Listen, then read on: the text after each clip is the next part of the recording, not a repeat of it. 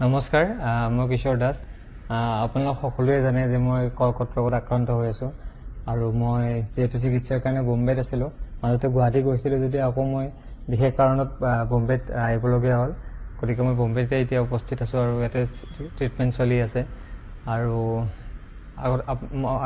এতিয়ালৈ মই যিমানখিনি কাম কৰিছোঁ আপোনালোক সকলোৱে মৰম কৰিছে, আশীৰ্বাদ কৰিছে আৰু সেইটোলৈ মই আজি চাগে মোৰ মনোবলটো আজিলৈ বহুত ষ্ট্ৰং হৈ আছে।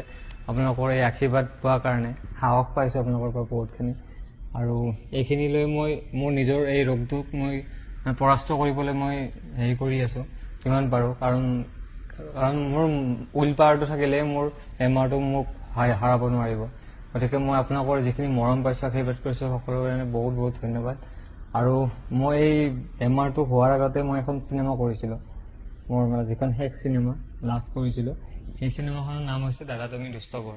অতি সোনকালে আপোনালোকৰ মাজত আহি আছে আৰু এই চিনেমাখন হৈছে বহুত বেছি হাস্যমধুৰ আৰু ৰোমেণ্টিক হয়। বহুত ভাল পাব আপোনালোকে, মোৰ দৃঢ় বিশ্বাস এইখন চিনেমা চাই আপোনালোক সকলোৱে ভাল পাব আৰু পেচা বচুল বুলিয়ে ক'ব লাগিব আপোনালোকে যদি চায়।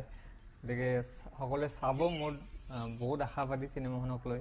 আৰু আপোনালোকে মৰম কৰিব, আশীৰ্বাদ কৰিব, যাতে অনাগত দিনত মই আকৌ নিজৰ কৰ্মস্থানত গৈ আপোনালোকক মনোৰঞ্জন দি যাবলৈ মই সক্ষম হওঁ। ধন্যবাদ।